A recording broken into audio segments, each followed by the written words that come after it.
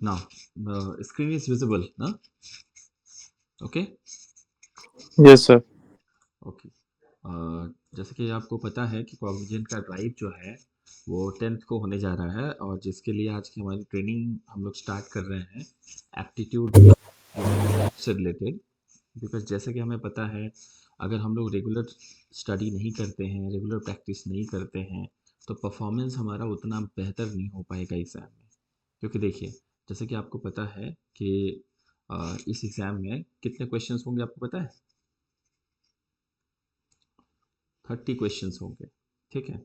और जिसके लिए आपको लगभग 30 मिनट मिलेगा। अगर सपोज कीजिए कि आप for one question you are getting only 1 minute, clear, that is not enough, and that is not, it cannot be said that this is very much a little time.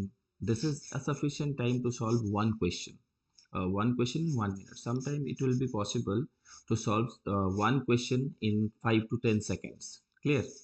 तो सबसे पहली बात क्या होती है कि हमें ये समझना होता है कि हम कितना फास्ट कर लें। ठीक है, फास्ट करने से पहले हमें ये समझना होगा क्वेश्चन सब रीड करके कि ये क्वेश्चन हम कहाँ से स्टार्ट करेंगे।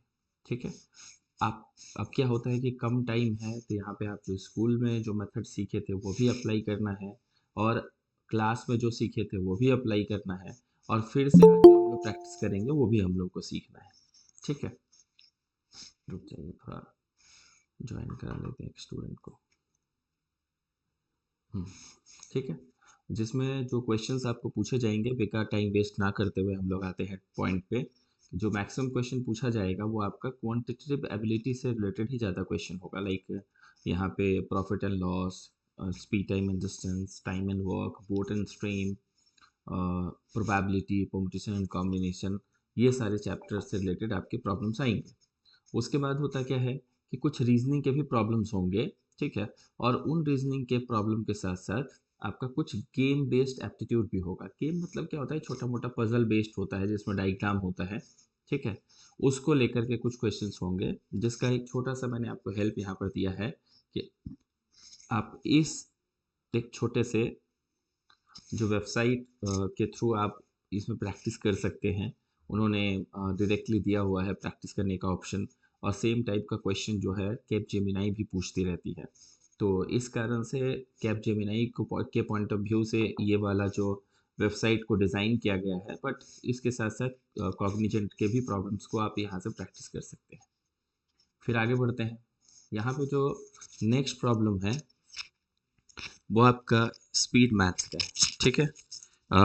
टाइम वेस्ट नहीं करके हम थोड़ा स्पीड से बोल देते हैं कि यहाँ पे आपको स्पीड मैथ्स पढ़ना है, सिंप्लीफिकेशन पढ़ना है, percentage, ratio and proportion, problems on edges, profit and loss, simple and compound interest, time and work, speed time and distance, boat and stream, permutation and combination, probability. और साथ में यहाँ पे reasoning के भी कुछ टॉपिक ऐसे होंगे जो ऐसे नहीं बोला जाता है, पर बहुत टाइम क्या होता है कि एग्ज़ाम में पूछ लिया जाता है, ठीक है? जिसमें हो गया आपका कोडिंग डिकोडिंग हो गया, सिलोजिज्म हो गया, ठीक है? जो डिडक्शन बेस्ड प्रॉब्लम्स होते हैं, ठीक है? सिलोजिज्म हो गया, फिर नंबर सीरीज हो गया जो कि मैथमेटिकल बेस्ड प्रॉब्लम है, मिसिंग नंबर हो गया, ठीक है? सिलोजिज्म में भी सॉरी, नंबर सीरीज में भी मिसिंग नंबर होता है, ठीक है?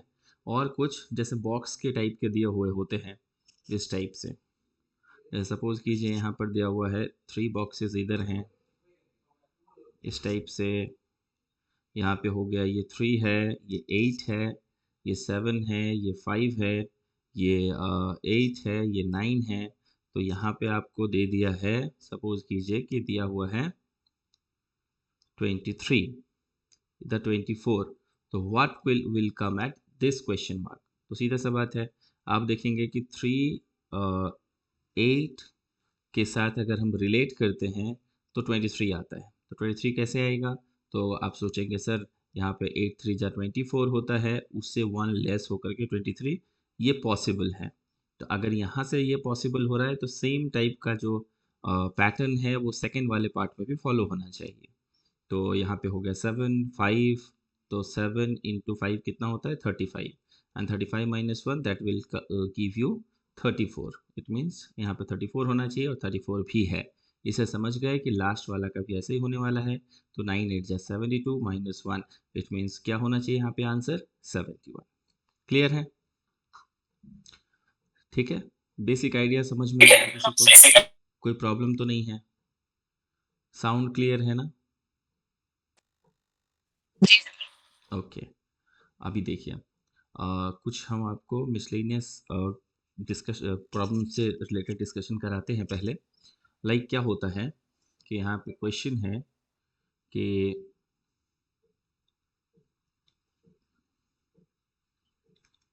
The income of A. Sir recording start. हाँ, रिकॉर्डिंग भी कर रहे हैं बाबू, ठीक है, नहीं करें रिकॉर्डिंग? सर स्टार्ट नहीं हुआ है, वही मैं बोल रही हूँ। ओ नहीं, वहाँ पे नहीं दिखेगा आपको। हम इसको रिकॉर्डिंग अच्छा सिस्टम में हम अभी ऑन करके रखे हैं, ठीक है। रिकॉर्ड हो जाएगा, हम उसका एक लिंक बना के आप लोग के ग्रुप में शेयर कर देंगे, ठीक है। वो थोड़ा ज़्यादा कंफर्टेबल होगा आपके लिए, डेटा भी कम लेगा और थोड़ा कंफर्ट जोन के साथ आप देख पाएंगे। चलिए, the income of A is 20% more than the income of B. Then find the income of B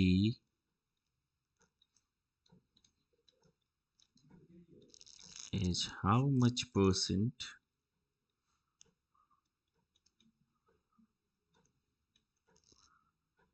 less than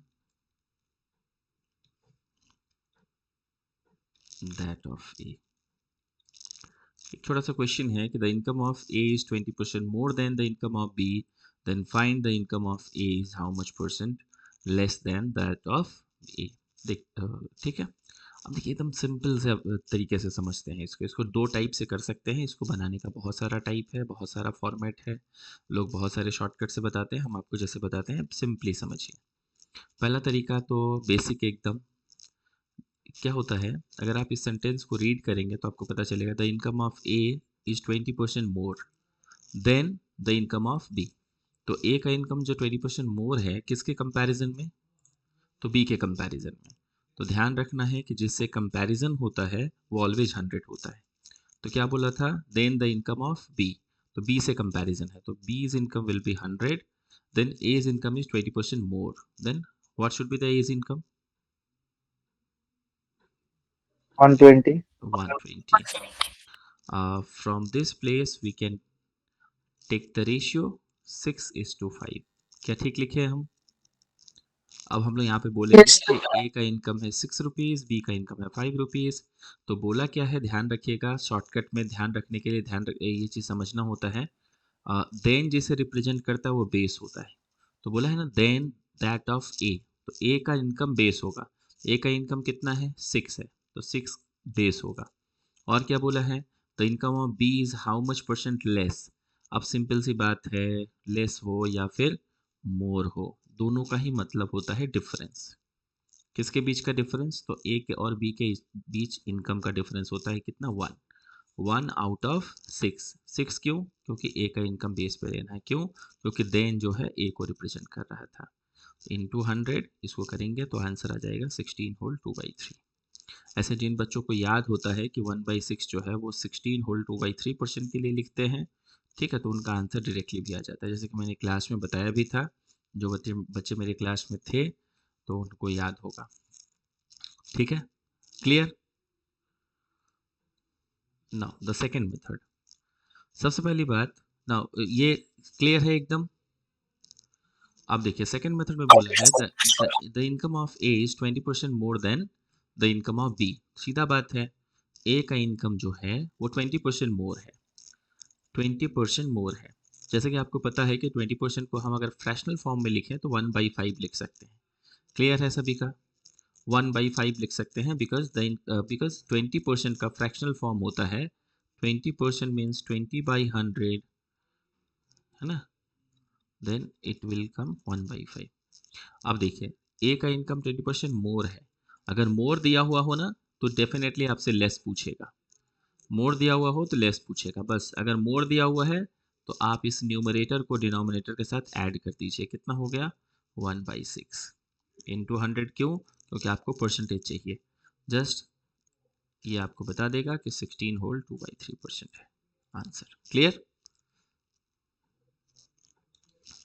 तो चलिए नेक्स्ट में चलते हैं। सेकंड, कुछ पेजेस हम ऐड कर लेते हैं इसमें।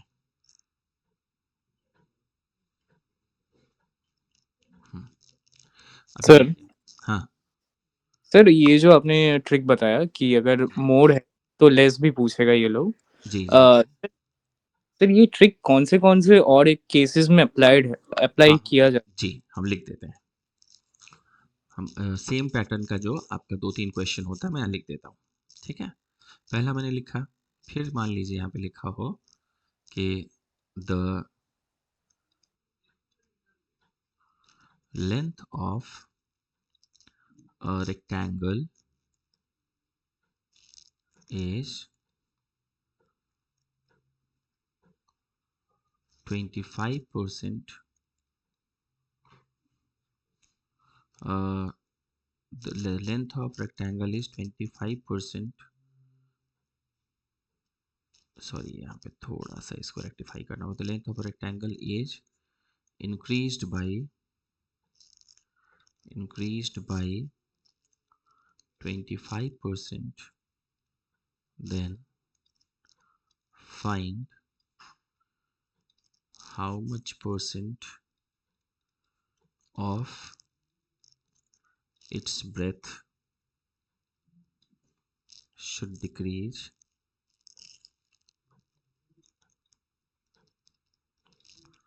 to maintain the same expenditure.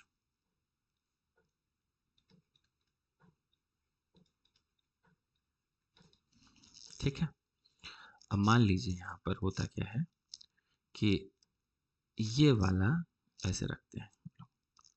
पहले से हमारा ये रेक्टेंगल था, ठीक है, ऐसा। पहले हम लोग जस्ट, आपको पता है ये सब बात, लेकिन फिर भी थोड़ा बहुत हम लोग डिस्कशन करते हैं।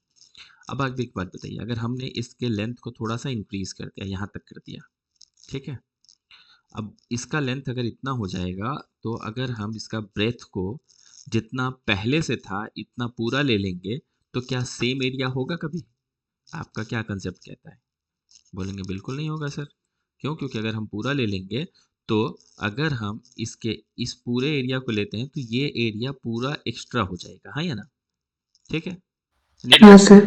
ठीक, तो अगर हमको बोला गया है कि भाई देखिए आपको जो है total area of this rectangle should be same, तो कैसे करेंगे हम? तो अगर हम लेंथ को इंक्रीज कर रहे हैं तो हमें ब्रेथ को डिक्रीज करना होगा, जिससे उसका एरिया कम हो जाएगा। ठीक है, मतलब पहले जितना हो सकता है। तो कैसे करेंगे? एक तो तरीका ऐसा होता है कि जैसे प्रीवियस क्वेश्चन बताया ना, कि देखिए मोर अगर दिया हुआ है तो लेस पूछेगा, और लेस दिया हुआ है तो मोर पूछेगा। ऐसा फिक्स होता है मैक्सिमम क्वेश्चंस में जो इस पैटर्न पे होते हैं। तो जैसे यहाँ पे देखिए कि अगर आपका नॉर्मल माइंड सेटअप क्या कहता है कि लेंथ अगर हम इंक्रीज कर रहे हैं तो ब्रेथ को डिक्रीज करेंगे, तभी तो जा करके आपका एरिया मेंटेन होगा, सेम एरिया को फॉलो करेगा, हाँ या ना, मैनेज होगा। अब इसीलिए अगर यहाँ पे बोलता कि अगर आप रेक्टेंगल के लेंथ को डिक्रीज कर दिए हैं तो कैसे एरिया मेंटेन होता, फिर से कैसे मैनेज होता, फिर से सेम जैसा। तो अगर आप लेंथ को डिक्रीज कर रहे हैं तो ब्रेथ को इंक्रीज करना होगा, है ना? तो वही हम कह रहे हैं कि अगर यहाँ पे इंक्रीज दिया हुआ हो तो यहाँ डिक्रीज पूछेगा, और अगर यहाँ डिक्रीज दिया हुआ हो तो इंक्रीज पूछेगा। तो झट से यहाँ पे ऐसा लगाना है कि अगर 25% क्या देख रहे हैं आप, तो length of rectangle is increased by 25%, and 25% can be written as 1/4। तो 25% इंक्रीज हो गया मतलब 1 इंक्रीज हो गया 4 में। ठीक है, कितना हो जाएगा? यू विल से 1/5, एंड 1/5 को जब आप 100 से मल्टीप्लाई करेंगे तो क्या मिलेगा आपको? 20%। तो झट से आप क्या बोलेंगे, सर इसका आंसर क्या होगा? तो 20% होगा। क्या हम समझा पाए हैं आपको? कुछ पूछना है किसी को? ये सेकंड टाइप हुआ, और एक टाइप है, और भी बहुत सारा टाइप है जो कि सेम पैटर्न पे डील करता है, लेकिन हम आपको 3 और 4 टाइप ही बताएंगे, जिसके बाद और भी कुछ क्वेश्चंस, क्योंकि देखिए एक ही टाइप को अगर हम बताते रहेंगे तो फिर अदर हमारा क्वेश्चंस नहीं हो पाएगा अदर चैप्टर्स का। ठीक है, किसी को कुछ डाउट है, पूछना है कुछ भी? कोई डाउट नहीं है, ठीक है। अच्छा, अब आप बताइए मुझे, कई बार क्वेश्चन रहता है कि when the price of sugar is increased by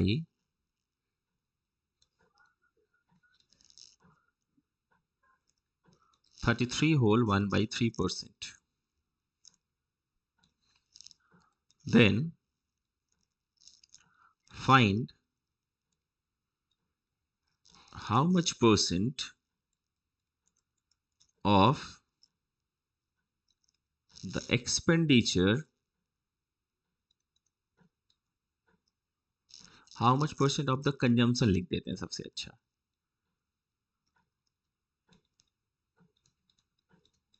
How much percent of the consumption of sugar should decrease to maintain the same expenditure?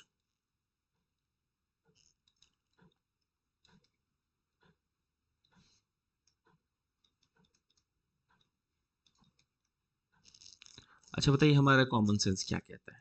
हमारा कॉमन सेंस यही कहता है कि हमारा इनकम अगर अभी ₹100 है, तो हम ₹100 में अगर 5 केजी शुगर का कंजम्पशन करते हैं, तो वही अगर अब प्राइस 20% अगर बढ़ जाता, तो हमको कितना पे करना होगा? हमको शुगर का जो प्राइस है वो 20% एक्स्ट्रा यानी कि 120 पे करना होगा। तो अगर हम जानते हैं कि हम 120 पे नहीं कर सकते हैं, क्योंकि 120 अगर पे करेंगे तो मेरे घर का जो खर्चे का जो सिस्टम है पूरा इधर-उधर हो जाएगा। तो हमें क्या करना चाहिए वहाँ पर? हमें अपना कंजम्पशन कम कर लेना चाहिए। क्यों? क्योंकि हम ₹100 से ज़्यादा शुगर पे खर्च नहीं कर सकते हैं। तो जो हम चाय 2-3 बार पीते थे, थोड़ा कम कर लेंगे। जो चाय में ज़्यादा मीठा खाते थे, थोड़ा और कम कर लेंगे। मेरी बात क्लियर हो पा रही है? ठीक है? सर 25%। बिल्कुल 25% होगा, वेरी गुड। क्योंकि आप समझ रहे हैं कि अगर हम अपने हमारा प्राइस अगर इंक्रीज हो गया है तो हमें कंजम्पशन डिक्रीज करना होगा, अगर हमें जो खर्च है हमारा फिर से पहले जितना ही रखना है। ठीक है, कोई भी चेंजेस नहीं होना चाहिए उसके खर्च में। तो हमें क्या करना होगा? कंजम्पशन डिक्रीज करना होगा, लेकिन कितना डिक्रीज करना होगा इसकी जानकारी कैसे मिलेगी? तो सीधा सा बात है कि अगर आप इंक्रीज हो रहा है प्राइस तो डिक्रीज पूछेगा, बिल्कुल पूछा है। ठीक है, तो हम क्या करेंगे कि 33 होल 1/3% का मतलब होता है 1/3। तो अगर प्राइस आपका इंक्रीज हुआ है तो आप न्यूमरेटर को डिनोमिनेटर में ऐड करेंगे और हो जाएगा 1/4, एंड 1/4 इज इक्वल टू 25%। तो वहां पर आप झट से बोलेंगे कि 25% is the answer of this question. Is it clear? सबका क्लियर है ना? ठीक है, अब मैं एक क्वेश्चन लिख रहा हूं और उसको आपको बताना है ओनली 5 to 6 सेकेंड्स के भीतर। ठीक है, चलिए। When the price of rice is decreased by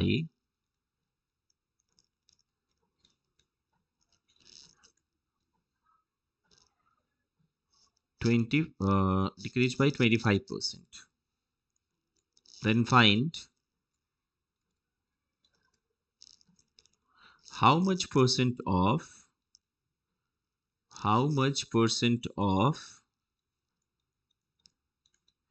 its consumption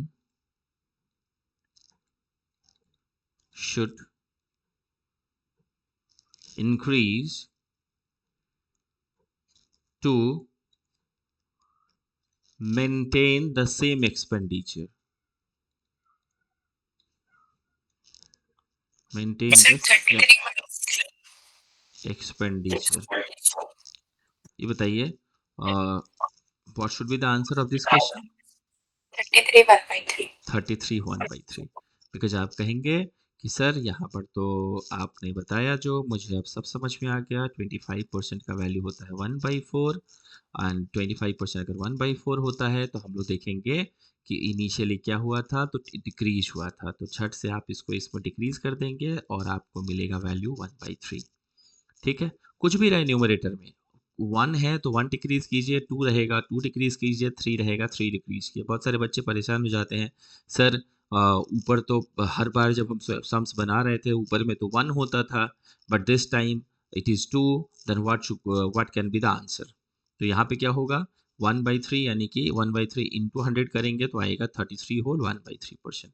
अब आप बताइए अगर शुगर का प्राइस 40% डिक्रीज हो जाता तो क्या करते तो शुगर का प्राइस अगर शुगर होता या राइस होता या एनीथिंग एल्स होता अगर 40% डिक्रीज हो जाता है तो कई बार दुकान में हम लोग जाते हैं बोलते हैं क्या कि दाम कम हो गया है हम लोग बोलते हैं भैया एक काम कीजिए ना पैसा क्यों वापस करेंगे हमको इसके बदले में सामान ही दे दीजिए है ना फट से हम लोग सामान लेके आ जाते हैं तो कितना एक्स्ट्रा सामान मिलेगा आइए देखते हैं तो वहाँ पे बोला 40% तो 40% को हम लोग लिखते हैं 2/5 क्यों क्योंकि आपको जैसे कि पता है कि 40% मतलब 2 इंटू 20 तो 20% का वैल्यू होता है 1/5 तो 40% क्या होगा 2/5 अब आप बताइए 40% डिक्रीज हुआ है प्राइस तो अगर डिक्रीज हो तो इसमें माइनस करना है तो आंसर क्या होगा आपका 2/7 ठीक है इंटू 100 इसको सॉल्व करेंगे आएगा 28 होल 4/7% बात समझ में आई सर माइनस करना है जी तो 7 ओ सॉरी सॉरी बहू सॉरी सॉरी सॉरी सॉरी ये तो प्रिंटिंग मिस्टेक हो गया है ये नहीं होना चाहिए था 2/7 नहीं होगा वहां पर होगा 2/3 एकदम माइनस करने से तो 3 होना चाहिए कैसे गलत लिख दिया यहाँ पे हो गया आपका 66 होल 2/3% बात समझ में आई अभी क्लियर है ठीक है चलिए तो नेक्स्ट क्वेश्चन में चलें समझ आ रहा है ये सब चलिए यस सर इसमें थोड़ा सा ना कंसेप्ट हम बता देते हैं चलिए थोड़ा सा कंसेप्ट सीख लीजिए इसका तो थोड़ा ध्यान रहेगा पता है आपको जब परसेंटेज में प्रॉब्लम दिया हुआ होता है तो हम लोग बेस प्राइस हमेशा 100 एज्यूम करते हैं क्योंकि परसेंटेज होने का मतलब ही होता है कि हम किसी बेस वैल्यू को 100 से रिप्रेजेंट किए हैं और उसी 100 के रिस्पेक्ट में हम लोग कैलकुलेशन करने जा रहे हैं अभी क्या हुआ कि हम लोग यहाँ पर बोले कि the price of rice is decreased by 25%। Now we are assuming the initial price is 100 and when it is decreased by 25% then the new price will become 75 clear now we are buying rice in that case जिस quantity को खरीदने में पहले 100 रुपया देना पड़ता था for buying that quantity only we have to pay only 75 clear तो आपने 100 रुपये का नोट दिया तो वो बंदा 75 उसमें से ले करके आपको कितना वापस करेगा 25 रुपया वापस करेगा तो आप बोले कि ठीक है भैया आप हमको 25 रुपया जो है ना वापस मत कीजिए आप उसके बदले में हमें सामान ही दे दीजिए तो वो हमें 25 रुपीज़ का सामान देगा तो 25 रुपीज़ का जो सामान देगा कौन से रेट से हमें अब सामान देगा पहले वाले रेट से देगा या न्यू रेट से देगा एकदम आराम से सोचना है कि पहले वाले रेट से अगर होता तब तो कोई बात ही नहीं था अब तो नया रेट आ गया इस कारण से हमको ज़्यादा सामान मिल रहा है तो अगर हमें ज़्यादा सामान मिल रहा है तो नए रेट से मिल रहा है तो हम लोग लिखेंगे 25/75 ठीक है कितना आता है 1/3 into 100 so answer will be 33 whole 1/3% clear है तो ये हुआ आपका टेक्निकल नॉलेज जो मतलब कैसे ये टोटल प्रोसेस हो रहा था थोड़ा थोड़ा मैंने आपको बताया और आप एक दो बार प्रैक्टिस करेंगे तो आपको समझ में आ जाएगा और इसके पहले जो मैंने बताया वो शॉर्टकट था वो झट से आ जाएगा चलिए तो नेक्स्ट में चलें अब नेक्स्ट क्वेश्चन में चलते हैं तो नेक्स्ट क्वेश्चन है आपका कुछ ऐसा प्रॉफिट एंड लॉस से करते हैं when selling an article at rupees, when selling an article at rupees 480, then a person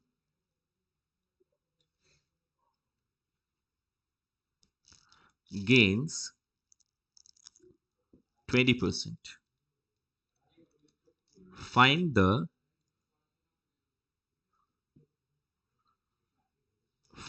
at what price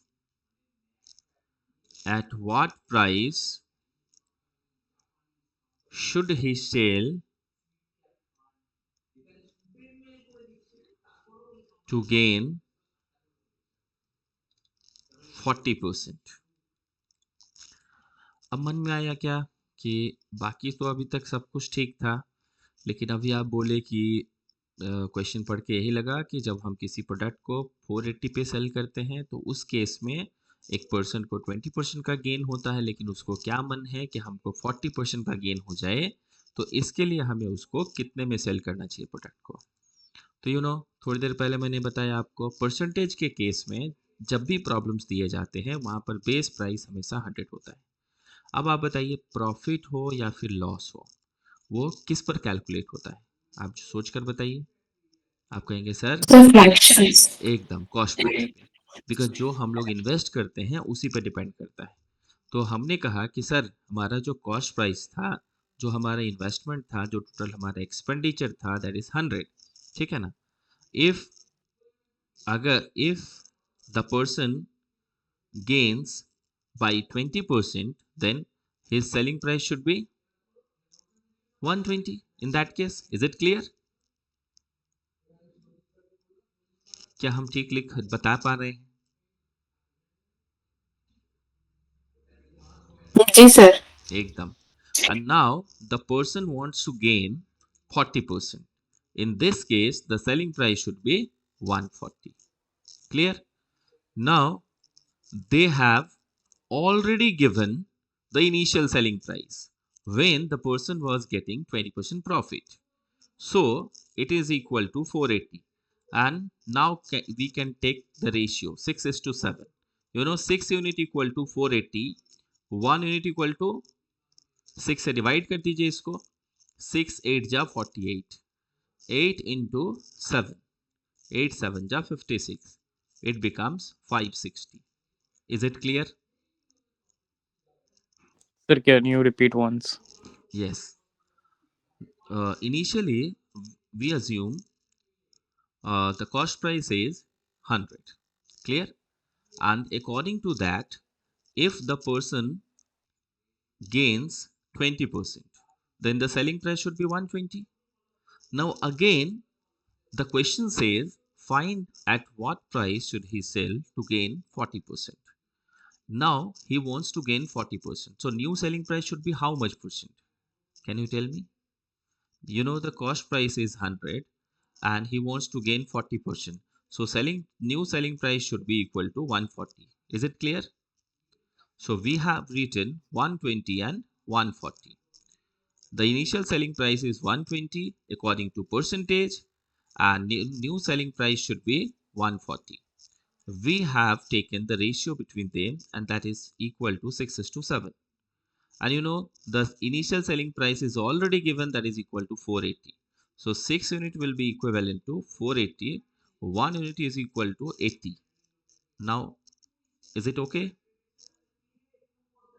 Yes, it's Okay. okay. If we got 1 unit equal to 80, then 7 unit equal to 7 into 80.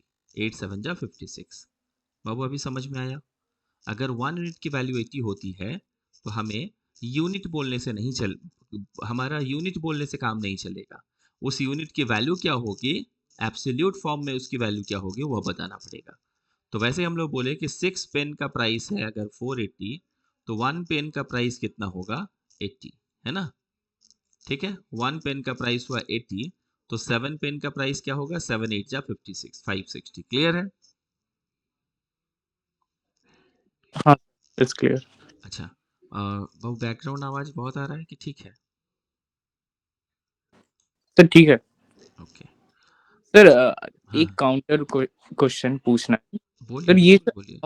ये जो article का selling amount है इसमें जी तो वो बेच के वो 20% कमा रहा है। जी तो if I took out the 20% of 480, हाँ उसमें जो अमाउंट दे रहा है, if I double that then it's also 40%, right? Or no that would not. no no no it will not give you, because first of all we have to understand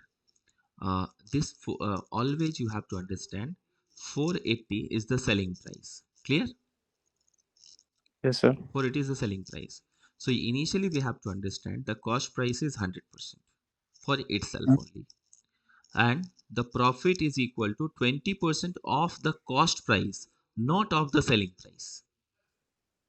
Okay. We cannot calculate profit on selling price. This will be wrong. Clear?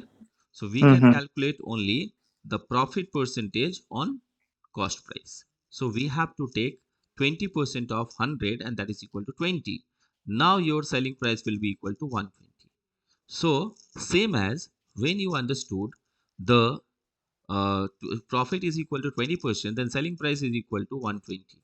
Same as in second case, if profit is equal to 40, then the selling price is can be equal to 140. Clear?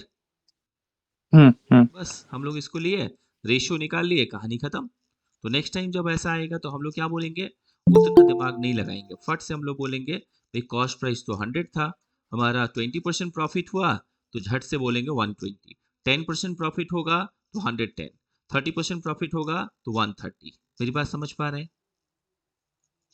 60% profit होगा 160, 200% profit होगा 300। तो always ध्यान रखना है कि profit percentage जितना होगा उसमें 100 ऐड कर दीजिए। क्यों ऐड कर दीजिए? बिकॉज आपको पता है कि selling price is equal to होता है कॉस्ट प्राइस प्लस प्रॉफिट, है ना? और आपको पता है कि कॉस्ट प्राइस को हम लोग बेस प्राइस के हिसाब से कैलकुलेट करते हैं या फिर एक्सेप्ट करते हैं। So cost price will always be equal to 100 and plus profit जितना हो, 20 प्रॉफिट होगा तो 100 प्लस 20 120 हो जाएगा, 40 प्रॉफिट होगा तो 40 प्लस 100 इज इक्वल टू 140 हो जाएगा। क्लियर है? चलिए अब हम लोग थोड़ा सा जंप मारते हैं, हम लोग चलते हैं टाइम एंड वर्क के प्रॉब्लम में। A can do a piece of work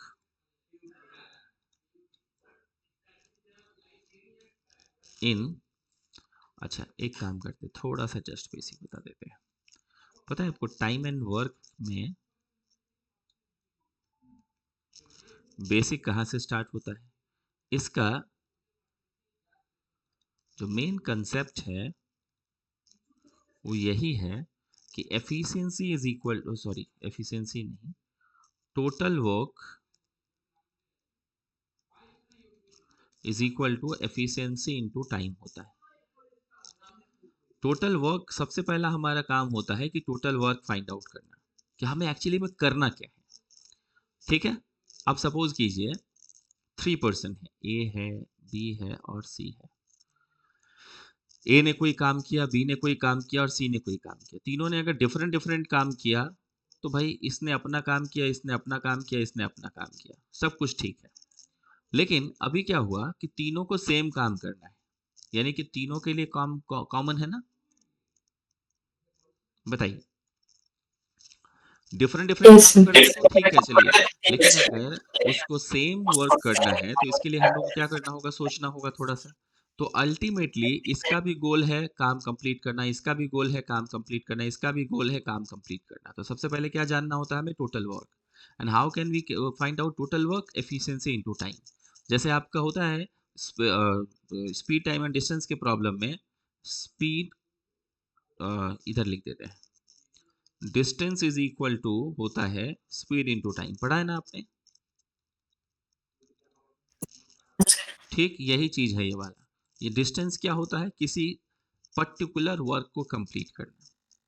suppose कीजिए हम आप में से किसी को, मान लीजिए अरिजीत को बोले हम लोग, अरिजीत जाइए आप सारा ऑफर लेटर ले जा करके हावड़ा में पहुंचा दीजिए। तो अरिजीत का काम क्या है बताइए? यहाँ पर डिस्टेंस कवर करना ही अरिजीत का काम है, यस और नो? तो जैसे ही डिस्टेंस कवर कर लेंगे अरिजीत और उस सर्टेन पर्सन के तक पहुंच जाएंगे, उसको ऑफर लेटर डिलीवर कर देंगे, तो this is the work of Arijit. So discovering the distance is also kind of work. ठीक है, वैसे ही अरिजीत जितना ज्यादा स्पीड से जाएंगे टाइम उतना कम लगेगा, यस और नो? और अरिजीत जितना कम स्पीड से जाएंगे टाइम उतना ज्यादा लगेगा। ठीक वैसे ही एफिशिएंसी का मतलब होता है एफर्ट देना, काम करना, स्पीड काम का।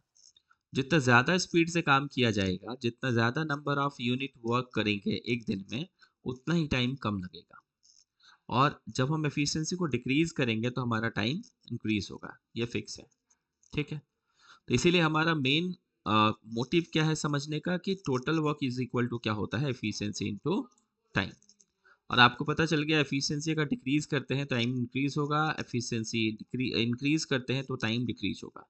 यानी कि एफिशिएंसी जो है वो इन्वर्सली रिलेटेड है किससे, टाइम से, या फिर टाइम किससे रिलेटेड है, इन्वर्सली रिलेटेड है एफिशिएंसी से। ये हमें समझ लेना पड़ेगा। Time varies inversely with efficiency. यहाँ तक क्लियर है? अभी आगे चलते हैं। हम स्कूल के मेथड को ज़्यादा थोड़ा यहाँ पे प्रायोरिटी नहीं देंगे, क्योंकि वो अगर हम लोग उसको भी ध्यान दें या नया मेथड भी ध्यान दें तो टाइम उतना नहीं है। इसलिए हम जो बता रहे हैं उसको ठीक से सीखिए, वो ज़्यादा इफेक्टिव होगा। A can do a piece of work in 10 days and B can do it in 15 days. Find in how many days the work will be completed.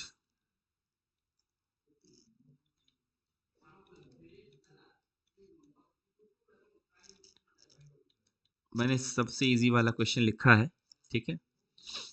अब देखिए, सीधा सा बात है, the work can be done by A alone in how many days, कितने दिन में? ए किसी काम को कर सकते हैं 10 दिन में, और बी उसी काम को कर सकते हैं 15 डेज में। तो आपको पता है कि जो काम ए ने किया वही काम बी ने किया, तो दोनों के लिए वर्क कॉमन है। कॉमन वर्क फाइंड आउट करने का सबसे अच्छा तरीका होता है एलसीएम लेना। ठीक है, एलसीएम क्यों लेते हैं, कैसे लेते हैं, ये अभी आपको नहीं बता रहे हैं। कॉग्निजेंट वाला जो ये ड्राइव है खत्म हो जाएगा, फिर आपको हम क्यों कैसे सब बता देंगे, इसके पीछे एक एक पार्ट बता देंगे। बस फिलहाल याद रखिए एलसीएम लेते हैं। क्यों क्यों लेते हैं? क्योंकि एलसीएम का मतलब होता है लोएस्ट कॉमन मल्टीपल, मतलब कि हम लोग ultimately common number find out करते हैं ए और बी के लिए। तो कॉमन नंबर मतलब कॉमन वर्क। ठीक है, बस इतना सा ध्यान रखिए फिलहाल के लिए। ऑलमोस्ट मैंने बहुत कुछ इसी में बता दिया आपको, बाद में थोड़ा और डिटेल में बता देंगे। तो 10 और 15 का एलसीएम क्या होगा?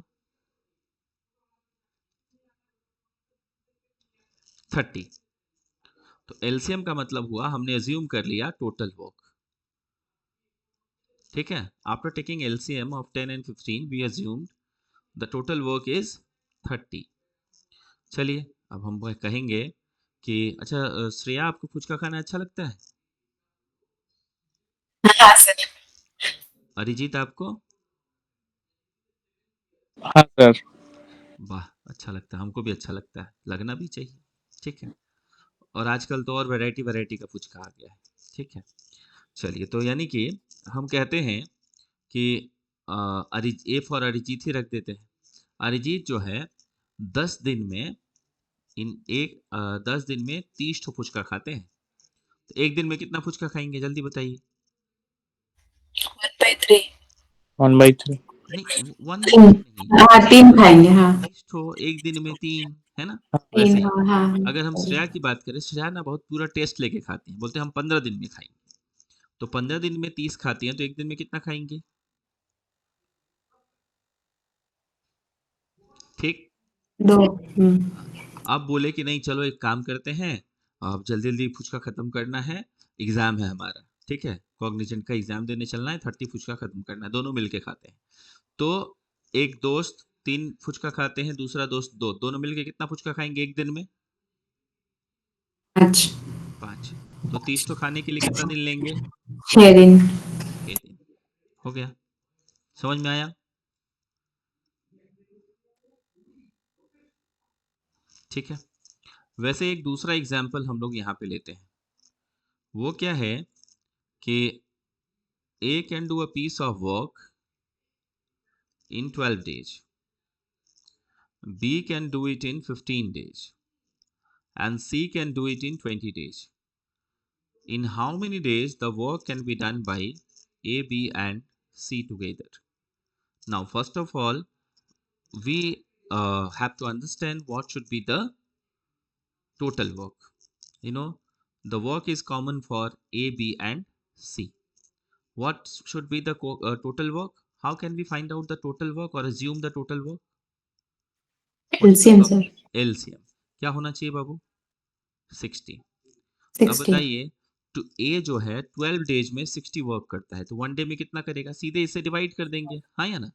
5 क्योंकि 5 आपको पता है कि जब हमें पता है कि टोटल वर्क इक्वल टू होता है एफिशिएंसी इनटू टाइम, तो इस हिसाब से एफिशिएंसी इक्वल टू क्या होना चाहिए?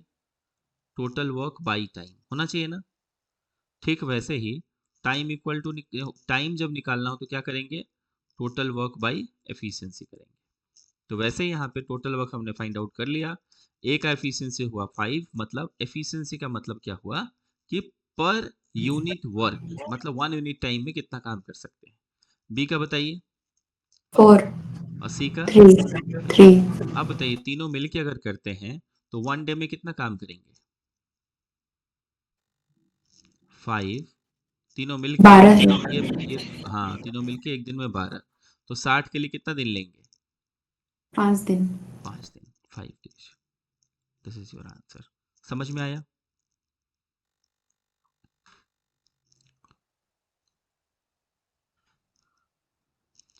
लगता है समझ में आ गया। अब क्वेश्चन आया कि A can do a piece of work in 5 days, A with the help of B। अच्छा बताइए, A अगर किसी काम को अकेले करे तो 5 डेज में कंप्लीट कर सकता है। When A is working with B, then find in how many days the work can be completed. Less than 5 days, or they will take less than 5 days, or more than 5 days. less than 5 Less than 5, because when A is taking alone 5 days, then definitely if B is helping him, then the days should be less than 5. तो वही question आया कि A can do a piece of work in 5 days and A and B together can do it in 3 days. Find in how many days the work can be done by B alone. So the work can be done by, the work is done by A and A plus B together is same ना, दोनों के लिए तो काम same ही है। तो काम ए अकेले करे या ए प्लस बी मिलके करे, ठीक है, तो काम तो सेम है। सेम वर्क कैसे निकालते हैं? जो काम 5 डेज में कंप्लीट हुआ वही काम 3 दिन में भी कंप्लीट हुआ। क्या ठीक बता पा रहे हैं हम? जी सर जी तो सर हम ऐसा कर सकते हैं कि A plus equal to total, और उसमें हाँ। B को हम हाँ बाबू बोलिए, ए अकेले कितना काम करेगा? So sir 1/5 plus x। ना ना ना ना ना, उतना नहीं बोलना है। आप सीधा बोलिए कि ए जो है 5 डेज में 15 चेयर बनाता है। If the total work is 15, it means just we have to understand, you have to make 15 chairs in 15 chairs, and A is taking 5 days for making that. Then find in how many chairs can be made by him in 1 day. 5 दिन में 15 chair, एक दिन में 3 3 chairs. Chair. और A plus B दोनों मिलके 3 दिन लेते हैं, तो 3 दिन में 15 चेयर बना देते हैं, तो एक दिन में कितना बनाते होंगे? 5 5। अब आप बताइए, बी A 2 कर रहा है हाँ, बी 2 चेयर बनाता है क्योंकि 5 जो है दोनों का है, उसमें से 3 चेयर तो ए का है, तो बी जो है एक दिन में 2 चेयर बनाता है। तो 15 चेयर अकेले अगर बोलेंगे बनाने तो क्या करेगा? 15/2, यानी कि 7.5 days लेगा। क्लियर है? कोई दिक्कत? समझ में आया नहीं बब्बू? सर। समझ में आया ना? हाँ सर। जी। देखिए उसके बाद वाला बोला गया कि A can do a piece of work. देखिए मैं ज़्यादा क्वेश्चन लिख नहीं रहा हूँ, जो सेंटेंस मैं बोल रहा हूँ रिकॉर्ड भी हो रहा है और आप समझ भी रहे हैं, तो बेकार का टाइम वेस्ट करके फ़ायदा नहीं है। ठीक है, आप रिकॉर्डिंग भी देख लीजिएगा बाद में, और प्लस मैं आपको क्वेश्चंस भी दूंगा सॉल्व करने के लिए। टाइम वेस्ट नहीं कर रहे हैं हम, जितना ज़्यादा हो सके हम आपको कंसेप्ट के साथ आगे बता रहे हैं, क्योंकि बहुत सारा कुछ सीखना है और पर डे क्लासेस होंगी। तो A can do a piece of work in 12 days, B can do it in 16 days, A and B, with the help of C, can do it in only 6 days. Find in how many days C alone can do it. So the question is, A can do a piece of work in 12 days and B can do it in 16 days. And A and B, with the help of C, can do it in 6 days. It means A, B, C together can do it in 6 days. Find in how many days C alone can do it. You know, A alone can do it in 12 days, B alone can do it in 16 days, and together can do it in 6 days. So first of all, we have to find out the total work. How can we find out the total work? What is the process?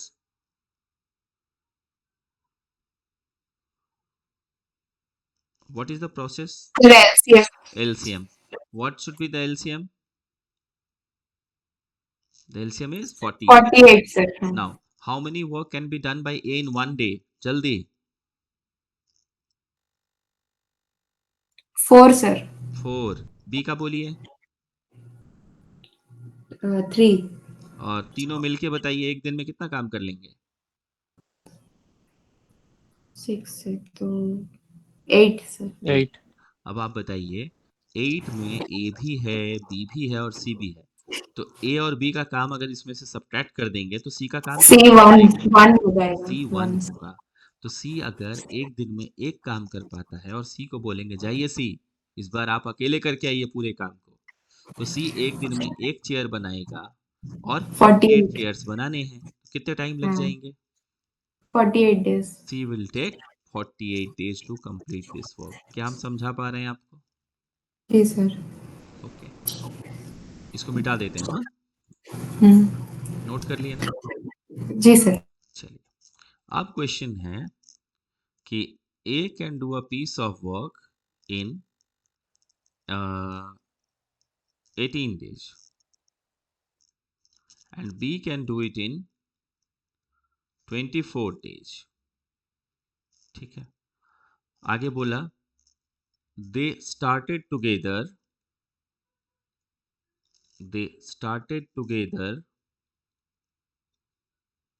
but after 6 days A left the work.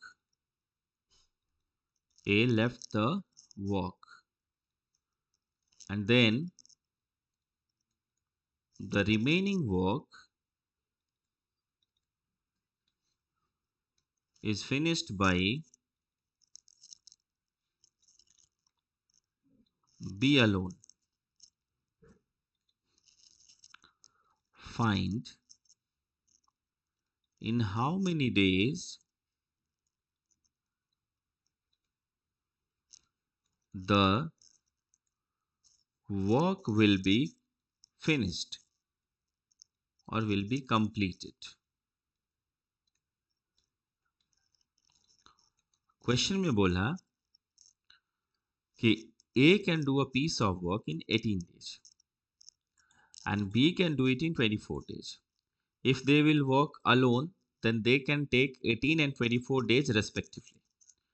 But they started the work together, but after 6 days, A left the work and the remaining work is finished by B alone. Find in how many days the work will be completed. You know, A can complete a piece of work in 18 days and B can do it in 24 days. Then please tell me what can be the total work? How can we find out? 72. 72. And what should be the efficiency or per day work of A? 4 days. 4 days. 4 unit per day. Yes, sir. Hmm. 4. Sorry. हाँ. Okay. And for B only 3. 3. अब बोले क्या, ये लोग बोले चलो ठीक है, दोनों मिलके काम शुरू करते हैं, आपस में बात हो गई, चलो दोनों मिलके काम शुरू करते हैं।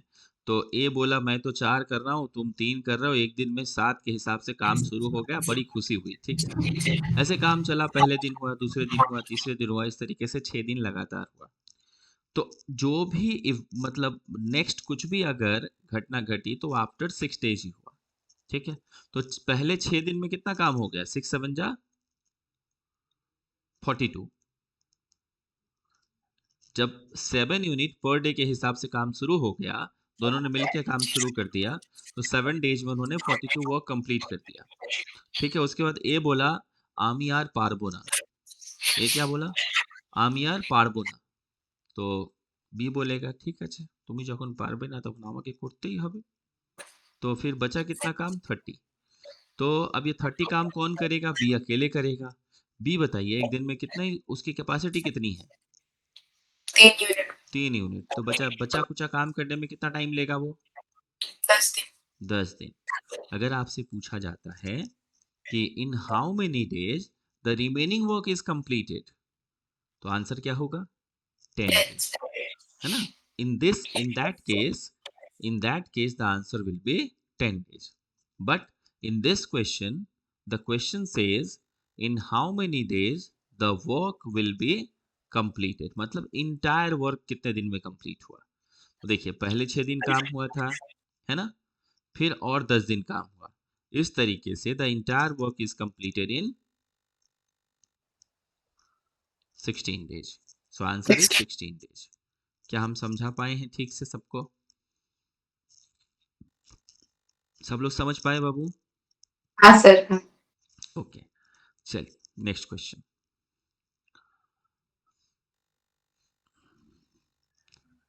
ए and B can do a piece of work in 12 days. B and C can do it in 15 days. And C and A can do it in 20 days. Find in how many days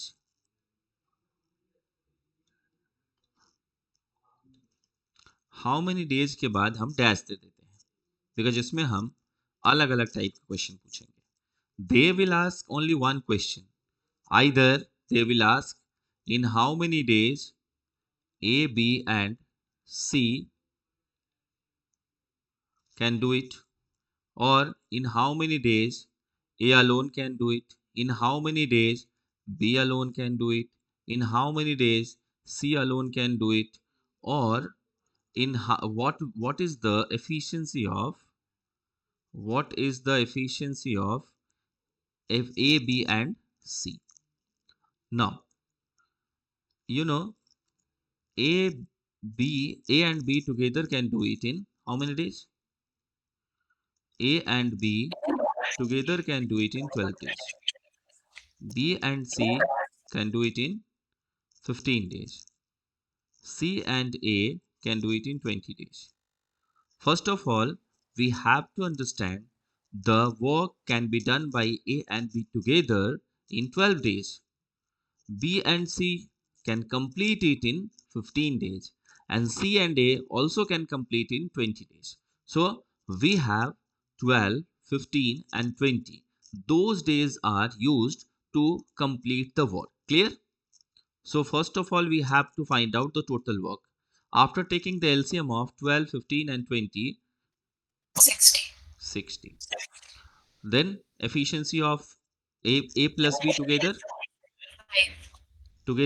5, B and C 4, C and A 3।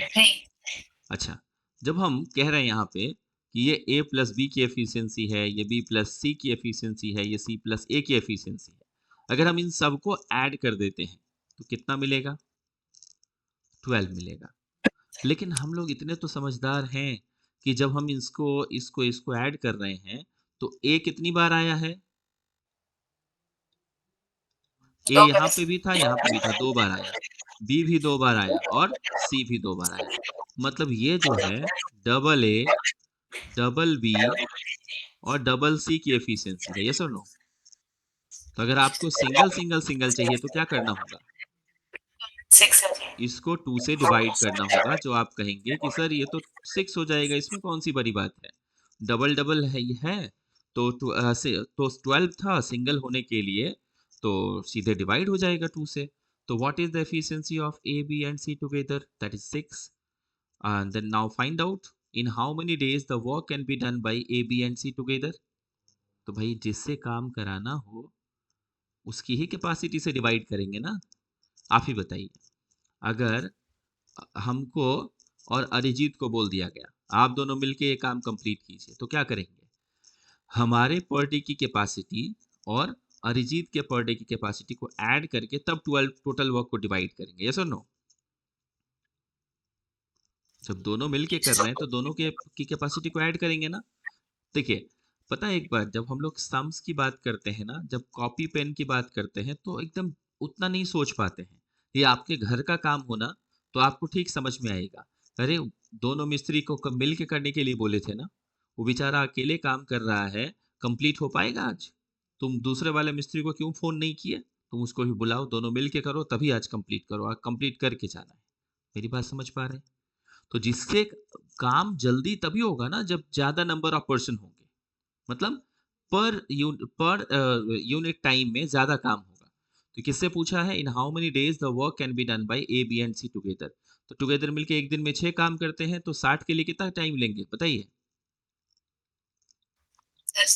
10 दिन। अब पूछा कि ए कितना दिन में करेगा, तो भैया टोटल वर्क तो 60 ही है। अब ए से काम करवाना है, अगर बताइए अरिजीत से काम करवाना है तो क्या करना होगा? हम लोगों को अरिजीत का एफिशिएंसी जानना होगा ना, या मेरे एफिशिएंसी से डिवाइड कर देंगे, चलेगा? नहीं चलेगा ना। नहीं। तो आप बताइए, सीधा सा बात है। तो हमको पता है कि तीनों का एफिशिएंसी 6 है, यानी ए बी सी 6 है। अगर हमको ए जानना है तो किसको किसको माइनस करना होगा? सर बी प्लस सी को। बी प्लस सी को। बी प्लस सी आपके पास है पहले से? 4 है। 4 है ना। तो 6 में से अगर आप 4 माइनस कर देंगे तो कितना बचेगा? 2 2। 2 आप इसको 2 से जब डिवाइड कर देंगे तो आंसर हो जाएगा 30 डेज। और तो एक एफिशिएंसी भी मिल गया 2। अच्छा, अब किसका जानना है? बी कितने दिन में करेगा।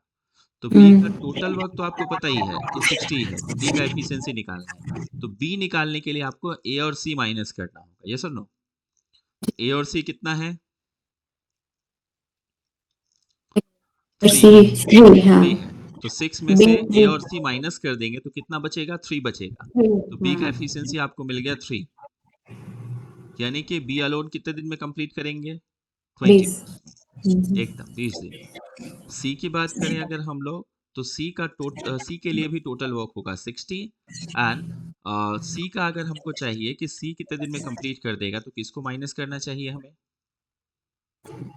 1 हो जाएगा सर। ए और बी को ओ माइनस ए करेंगे प्लस ना। बी। ए प्लस बी हाँ कितना होता है? 5। तो हम लोग क्या बोलेंगे? सी का हो जाएगा 1। सी अगर 1 डे में 1 वर्क करता है तो 60 के लिए कितना टाइम लेगा? 60 डेज। 60 डेज। तो यहाँ से आपका एफिशिएंसी भी मिल गया, ए अलोन भी मिल गया, बी अलोन भी मिल गया, and A B and C together भी मिल गया। आई होप थोड़ा बहुत समझ में आया है आपको टाइम एंड वर्क में, मतलब बेसिक समझ में आ रहा है। क्लियर? तो जी सर। हम लोग फिर से कल भी क्लास करेंगे, ठीक है? कल हम लोग आफ्टरनून में अप्रोक्सीमेटली 4, हम आपको कल टाइम बता देंगे, ठीक है? कल अगर पॉसिबल हुआ, अगर हम 2 बार क्लास करा पाए 1 आवर करके, तो हम 2 बार करा लेंगे, ठीक है? बस 10 तारीख की तो बात है ना, उस बीच में थोड़ा पढ़ाई कर लेते हैं, आपका फायदा हो जाएगा, है ना? सर बोल रहे क्या आप कुछ क्वेश्चन सब शेयर कर सकते हैं? बिल्कुल शेयर कर देंगे, आज शाम को हम आपको कुछ क्वेश्चन शेयर कर देंगे, ठीक है? ठीक है सर, थैंक यू। बिल्कुल कर देंगे।